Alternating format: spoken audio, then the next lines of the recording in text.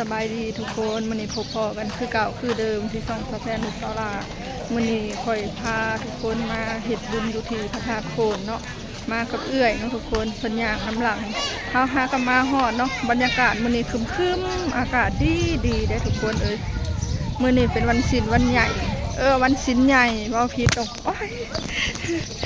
จับโทรศัพท์ก็สิหลุดมือเลยทุกคนเอ้ยตอนนี้เฮามาฮอดแล้วเฮาสิมาซื้อดอกไม้เนาะเนื่องจากว่าเป็นวันศีลวันพระใหญ่เฮาก็เลยมาพระธาตุโพนก็ได้10,000เอาดอกบัวนะทุกคนฉันชอบดอกบัวงามอันนี้ก็10บ่เอาสีขาวคือกันซะเนาะเอา2 อันเอาดอกมะลิเอาอีกอันหนึ่งคนละ20,000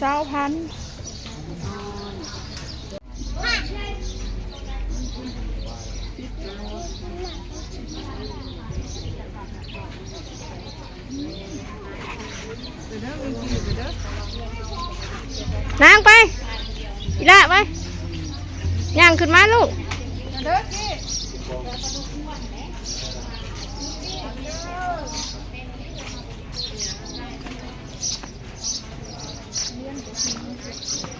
บูเวียนกะยา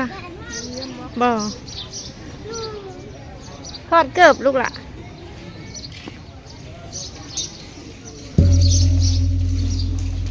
มาลูก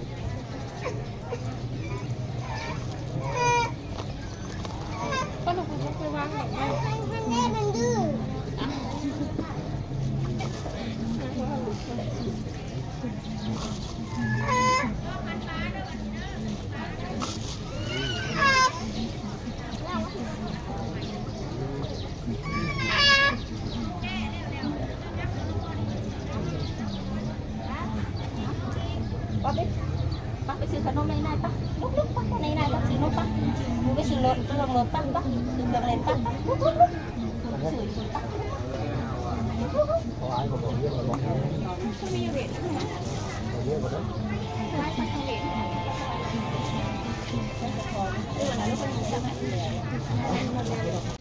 เอาปลาดุกทงหนึ่งกับเอี่ยนทงหนึ่งน้องไปปล่อยเมื่อกี้เอาทงเดียวทง30,000ประมาณ40 บาท50 บาทก็กระบอกหัวเด็ดเงิน30,000ประมาณ40-50 บาทเนาะทุกคนหอดลอยอันนี้ก็ใครลอตเตอรี่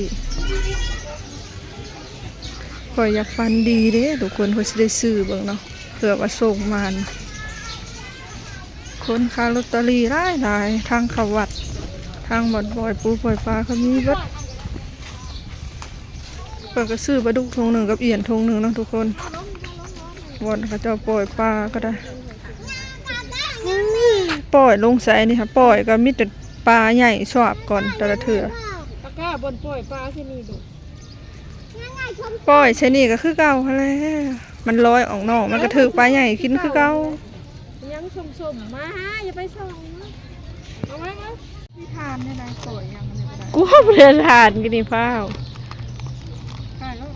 ถ่ายแล้ว เขาชิมาปล่อยเอี่ยนนะทุกคนเอี่ยนกับปลาตกได้ลูกอย่าลงมาตก30,000เอี่ยน2 โตป ปล่อยลุง จะแพนปล่อยผู้เดียวอีหลาบ่ปล่อยก็อย่าลูกอีหลาปล่อยแล้วเลย นั่งเบิ่ง นั่งเบิ่งนั่งเบิ่งนั่งเบิ่ง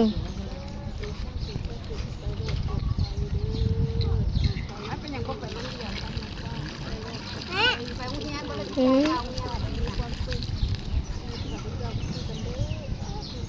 เอาแม่แพนมันจะกิ้งตรงปล่อยปูปล่อยปลาแล้วก็มันกินน้ำหวานนะพวกถ้วย25,000น้ำหวานรวมมีกล้วยจับใส่มีอันหมักนี่ใส่มีหมักตาลใส่นี่คล้ายข้าวปกข้าวปุ้นน้ำมันทุกคน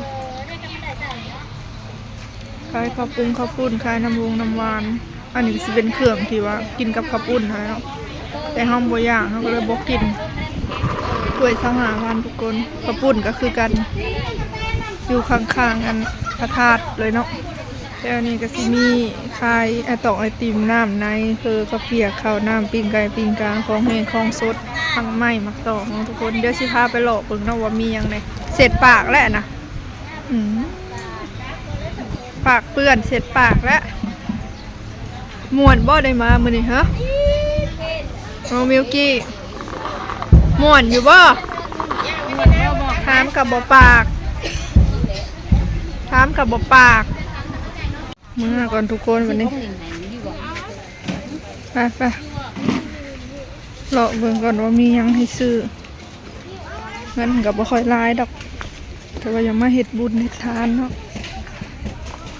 ปิ้งไก่ปิ้งกาเพื่อข้าวเปียก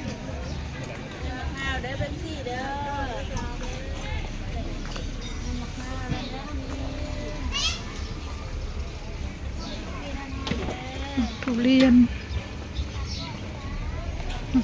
นมะม่วงทุเรียน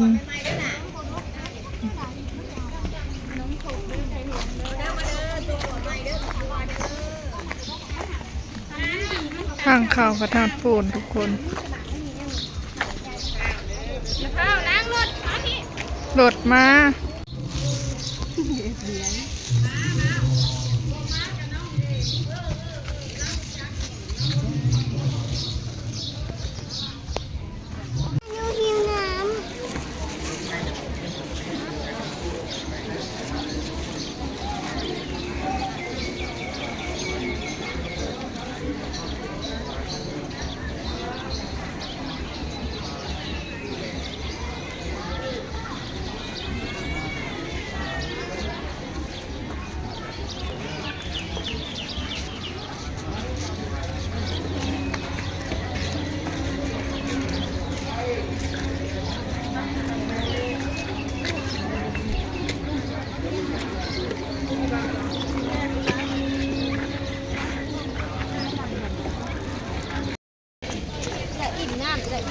เมื่อก่อนทุกคนเลย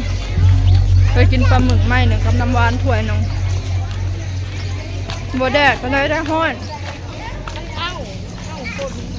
คนร้ายหลายมื้อนี้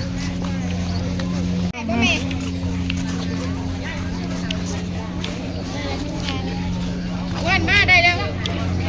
คนร้ายหลายทุกคนเลยมาเด้อเขายังมาบุญเนาะปันสินคนกับศิลายเนี่ยเขากระโตเมื่ออะไรมันในเมื่อก่อนเบิดเงินแล้วอันนี้ก็บนจังคายลอตเตอรี่ไปใช่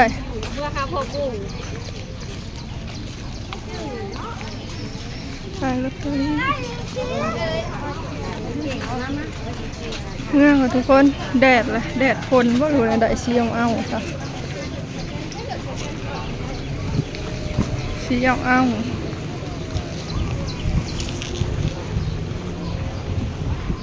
เฮ้อนเอาเมื่อก็ทุกคนวันนี้เนาะมาก็ไม่ได้ยังมาไหว้พระธาตุโพนซื่อ